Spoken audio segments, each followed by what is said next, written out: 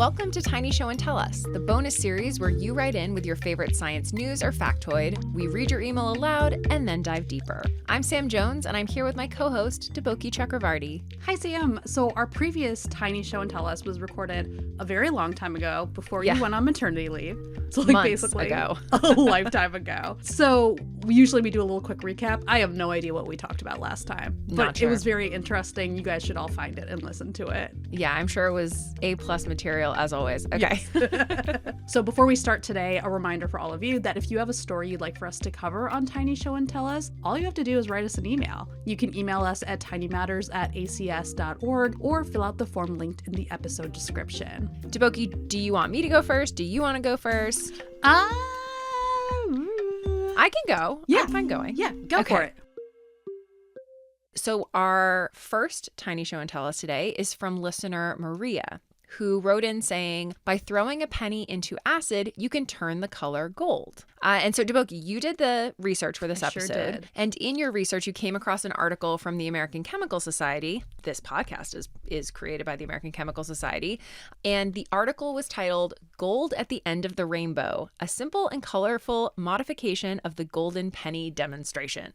I will say I've never heard of this golden penny demonstration before. But to get back to the article, it really is just explaining this gold color transformation of the penny, but also how you can get more colors like pink or orange or blue. Yeah, like if you just want a whole rainbow array of pennies. So in this article, they're actually talking about how to make the golden color and other colors on copper coins without using chemical reagents. But let's talk about the kind of classic turning the penny to a golden color. Apparently it is, Deboki, you found that it is a pretty classic chemistry demo. I took chemistry and somehow this slipped by me. So it was kind of fun learning about it here. So first off, I will say it does not seem to involve acid, but instead zinc plating and heat. But Maria, feel free to write in again if you found that there's some version of this that does include acid, because we'll address it. Absolutely. Yeah. I was wondering, like, when I was doing the research, like if it's a specific acid or something, because it seems like you need to, like, based on the reactions, which I'm sure you'll get into, like there are like specific components that you need to get this specific color change. Right. So I will tell you what Deboki and I found. Turning a penny gold usually involves plating it with bits of zinc.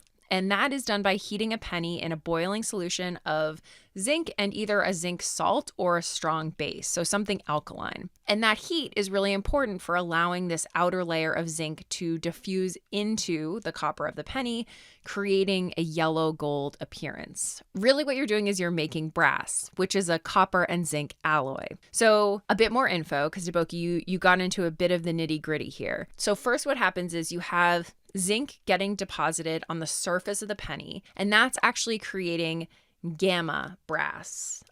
Gamma brass is about 65% zinc. And then when you heat up that silvery coin, you will get alpha brass, and that is only 35% zinc. And that is actually going to be your yellow gold. And Deboki, you found there are other variations of this demo using other chemical reagents. So again, Maria, if you found something different, please write back in.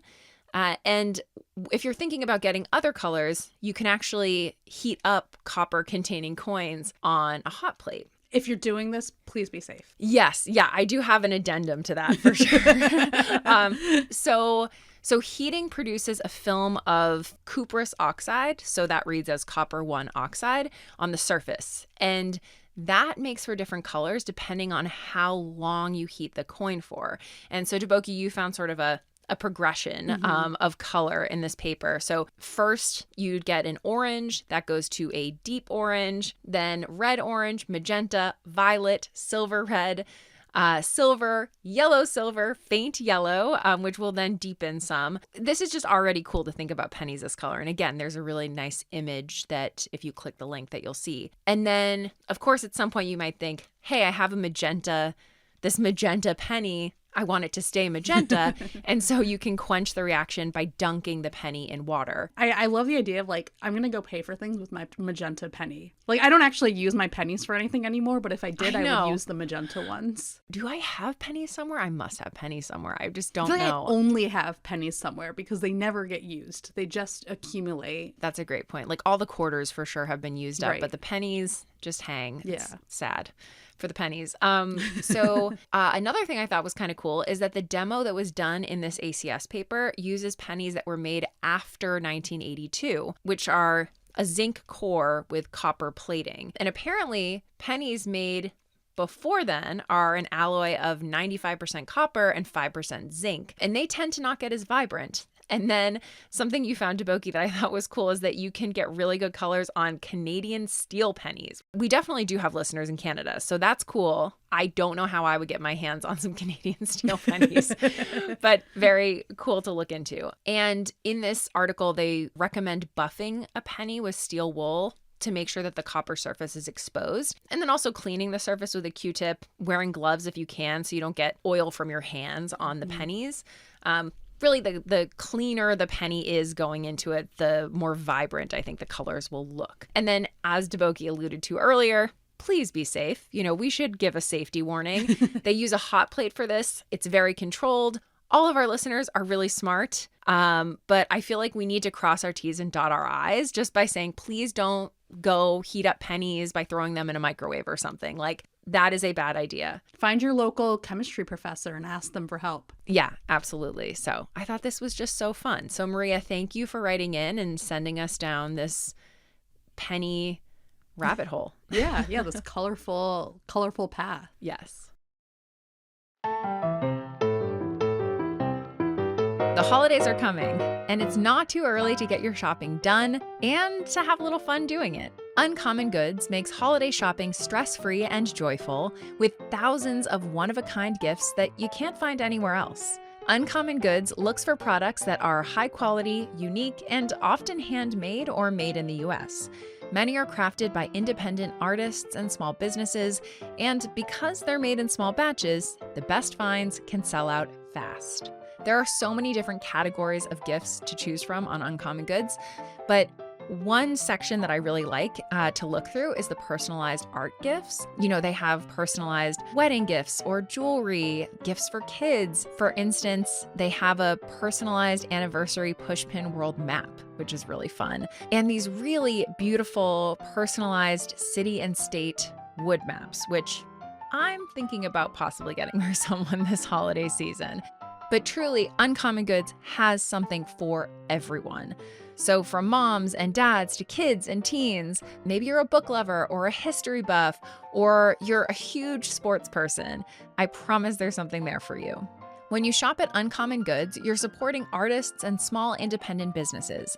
Many of their handcrafted products are made in small batches, so you want to shop now before they sell out this holiday season. And with every purchase you make at Uncommon Goods, they give back $1 to a nonprofit partner of your choice. They've donated more than $3 million to date. So shop early, have fun, and cross some names off your list today. To get 15% off your next gift, go to uncommongoods.com/tinymatters. That's uncommongoods.com/tinymatters for 15% off. Don't miss out on this limited time offer. Uncommon Goods. We're all out of the ordinary. Well, Sam, I have an email from listener Yuhang. I'm not sure if I'm saying that right. I hope I am, but feel free to let me know if I haven't. And they write, I've always been fascinated in space and astronomy. In fact, that's what I'm planning to study. And recently I learned on YouTube that the Parker Space Probe, a data gathering satellite, just got to the closest point to the sun we've ever been through, the corona. The cool thing is that because it's so close to the sun, the gravity makes it currently the fastest man-made object. Cool. Yeah, this is super cool. I like space, but I don't follow the missions. But then every time I learn about a mission, I'm like, I should learn more about these because they're all so cool. There's so many going on. It's so cool. Yeah. Okay. Yeah. Continue. So thank you, Yuheng, for telling us about this. Yeah. If you're listening and you want to tell us about your favorite mission going on in space right now, like, do it, because this is so much fun. And I'll say past or present, because I'm sure there are a lot of ones that happened in the past that I have no idea about. And I think one of the cool things too is even these past missions, the data that they give is sometimes like still coming out, or like people are still diving into it. Ongoing science releases, or not science releases, they're not like movies, they're not big cinematic events. A lot of big new scientific results come from missions that are sometimes like done, but like the data's there and people are diving into it. So it's always really cool. I mean, yeah, people are still analyzing samples from the moon landing, right? Yeah. So the Parker Solar Probe was launched on August 12th, 2018. And on the NASA website, they say the mission is to touch the sun. It's not going to like physically like touch. Well, I mean, I guess it depends on what you think, because in some ways, yes, it is, because really its goal is to study the outer atmosphere of the sun, which is called the corona, as well as solar winds, which are streams of charged particles that get released from the corona. So it's going out to the sun, it's collecting lots of measurements and images. And again, it's getting super close. Over 7 years, it'll do 24 orbits around the sun. And at its closest, it'll get to around 3.9 million miles away from the sun, and will be traveling at around 430,000 miles per hour, which NASA says can get you from Philadelphia to DC in 1 second. So that's super fast. I could use that. I go up to Boston to see family all the time. I'm like, all right, let's go. Yeah, imagine getting there in like 30 seconds. You just like show up and your hair is just like off of your body. I was going to say, like, I don't have a face anymore, but that's fine. Yeah.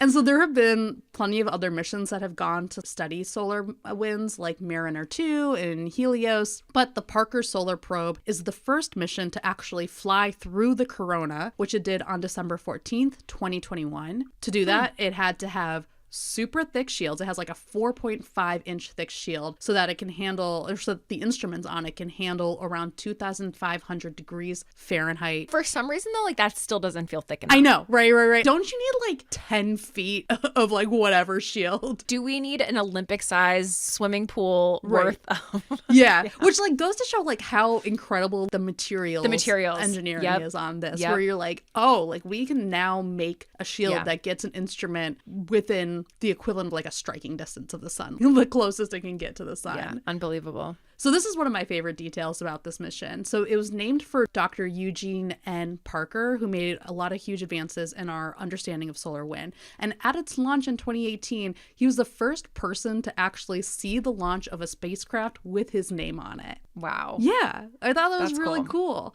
That's cool. And he passed away in 2022 at the age of 94. But I just think it's like really sweet that like he got to like see this mission launch to study the thing that he made such huge strides in. Like I was saying, the goal of the probe is to study the sun and solar winds. So these are questions like, why is the corona so much hotter than the surface of the sun? How does solar wind get accelerated? What makes high energy solar particles? And these are all like really important questions, not just because they help us understand the sun, but they help us understand the weather in space, which is also just weird for me to think of. Like you hear about space weather and you're like, what? But space weather is super important. Like these are all these like solar winds, all these charged particles that are traveling around.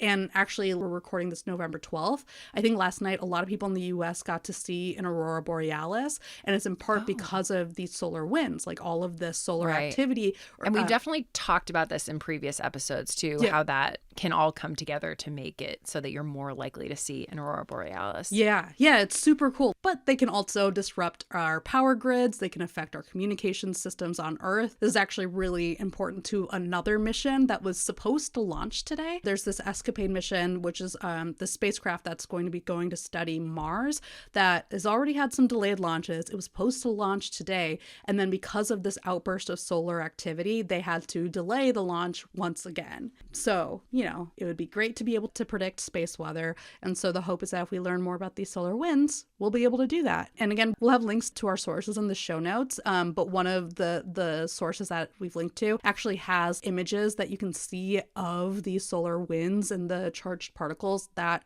the Parker probe has been able to gather. And they're super cool. Like, it's just really crazy that we can see these things. The set of images I was looking at, they're showing these huge bursts of charged particles, which are called coronal mass ejections, and they're like colliding with each other. And it's just so neat.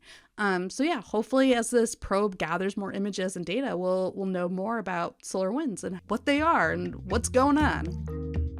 Thank you, Yuhang and Maria, for submitting to Tiny Show and Tell Us, a bonus series from Tiny Matters created by the American Chemical Society and produced by Multitude. You can send us an email to be featured in a future Tiny Show and Tell Us episode at tinymatters@acs.org, or you can fill out the form that's linked in the episode description. We'll see you next time.